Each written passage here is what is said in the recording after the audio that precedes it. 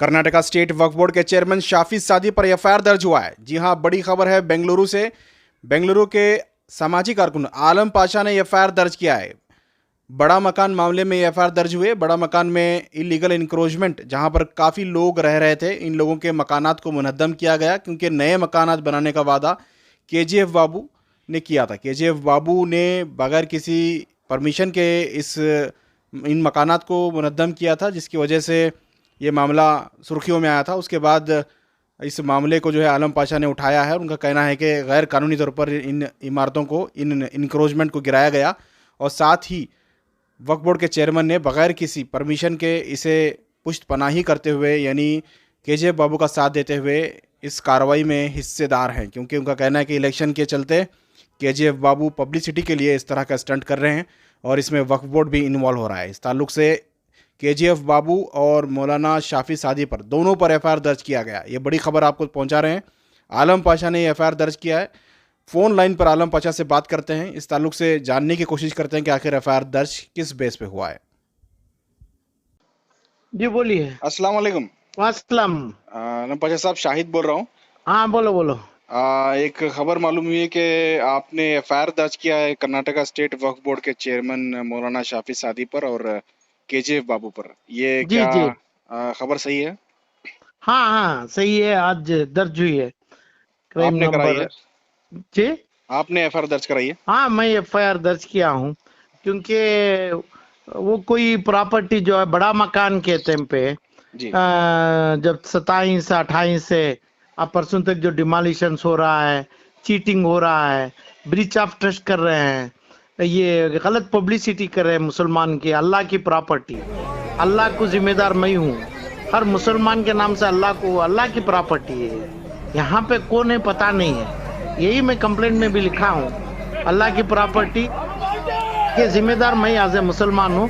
मुझे ये प्रॉपर्टी जो जलती हुई जाती हुई इसको डिमोलिशन करते हुए ये पूरा हम देखा है करके हम दर्ज किया कंप्लेंट। आज वो नंबर, क्राइम नंबर दिए उन्होंने, आज रजिस्टर किए। इसमें अपील आपकी क्या है? ये जो प्रॉपर्टी है इसमें इंक्रोचमेंट है, जिसको डेमोलिश करके केजीएफ बाबू ने ऐलान किया था कि नए घर बना के दूंगा, तो इसमें आपका क्या एलिगेशन है, क्या ये है? नहीं, ऐलान करने के लिए गवर्नमेंट कोई बाबू नहीं है, और जो शाफी सादी हाथ में परमिशन लेके गए नहीं, सरकारी परमिशन और बोर्ड का अप्रूवल लेके गए नहीं डिमोलिशन करने। और डिमोलिशन जो किए, कौन किए? 2-4 जेसीबी किए, 5-10 से दूसरे करे और पूरे जमे। क्या वो वक्फ बोर्ड से अपॉइंट हुए गाड़ियां हैं? क्या नहीं? शाफी सादी उधर पे जो वो बाबू के साथ थे, वो गुजरी बाबू के साथ जो थे, उन्होंने क्या ऑर्डर लेके गए थे क्या साथ करने का?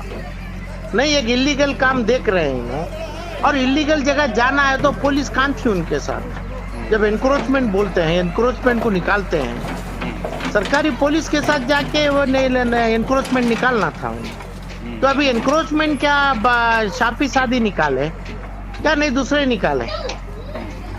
एनक्रोचमेंट ठीक है तो उसको निकाले कौन? गवर्नमेंट से निकाले क्या? नहीं, बोर्ड से निकाले क्या? नहीं, ये बाबू निकाले क्या? नहीं, वो लोग खुद निकाल के बाहर चले गए। अभी तो जमीन तो वो 30,000 में 33,000 में वो चंद जमीन तो खाली हो गई। अभी सरकारी जमीन हो गई वो, यानी बोर्ड की। नहीं, लेकिन ये एक बात ये बताइए कि ये जो इंक्रोचमेंट है, इंक्रोचमेंट को हटाना तो इलीगल नहीं। आप एफआईआर किस लिए कराए हैं, क्या बेस पे कराए हैं? हाँ, एनक्रोचमेंट को हटाए ना, इलीगल नहीं है, मगर बगैर परमिशन के हटाना, परमिशन का वो भी हटाना भी ड्यू प्रोसेस ऑफ लॉ होता है। अब इसका मतलब हर जगह एनक्रोचमेंट करके बैठे जाके ऐसा गिरा नहीं सकते।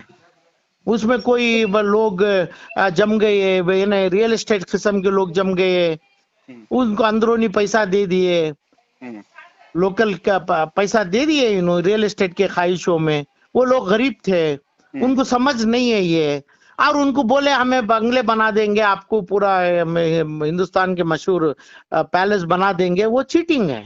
कहाँ पे ये एफआईआर हुआ लोगों है को सर? चीटिंग किए हैं। कहाँ पे आपने एफआईआर किया है और क्या एक्ट नहीं, उन पे? जुरिस्डिक्शनल पुलिस थाने में, विल्सन गार्डन पुलिस थाना जुरिस्डिक्शन है। उसका कितने लोग हैं एफआईआर में, कितने लोगों को FIR इसमें किया? 2 नंबर 1 है अपना शाफी सादी अक्यूज नंबर 1 में, क्योंकि उनके ही एनकरेजमेंट में, उनके ही ताकत से दूसरा आदमी, मैं चाहे वो इंक्वायरी में पता चलेगा क्या वो बाबू है क्या नहीं, दूसरे लोग हैं नहीं, शाफी सादी के दूसरे लोग हैं, क्योंकि बहुत दिनों के पहले उन्होंने दूसरे बिल्डरों को भी लेके गए थे वहां पे।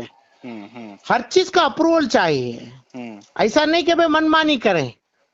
हर चीज के जो भी है हम ये कर दिए, हम ऐलान कर देंगे। बोर्ड और तमाम चीज और सरकार चंद दिन चंद पर्पस के लिए है कस्टोडियन के। ये प्रॉपर्टी क़यामत तक है हमारी मुसलमानों की क़यामत में जवाब देना है। ये प्रॉपर्टी सिर्फ अल्लाह की है।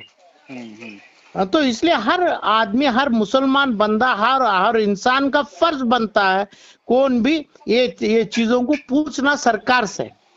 सरकार पुलिस भी है। हर बंदा, हर जो चीज है अल्लाह का माल खा रहा है, अल्लाह का विटनेस, अल्लाह को विटनेस बनने देने के लिए अपना कंप्लेंट दर्ज कर सकते हैं सरकार के खिलाफ। अभी ये इधर बना है, सरकार है शाफी सादी, सरकार की हैसियत से खड़ के डिमोलिश किया है। तो कौन से कोर्ट के ऑर्डर से किए हैं, किसको दिए हैं, कौन से पेपर एडवर्टाइजमेंट में है, कितने लोग आए थे बिडिंग लेके इसमें बंगला बनाने के लिए, और उसका अप्रूवल कौन दिया, ये तमाम चीज अभी सरकार की इंक्वायरी में आएगी। ये सिर्फ क्या पुलिस करेगी आईपीसी में क्या नहीं, उसके बाद दूसरे एजेंसी करेगी, पता नहीं है। अभी तो एफआईआर नंबर 41 आज की डेट में पड़ा है। ओके, बहुत बहुत शुक्रिया आलम पाशा साहब, आपने तमाम जानकारी हमें दी। बहुत शुक्रिया। Thank you.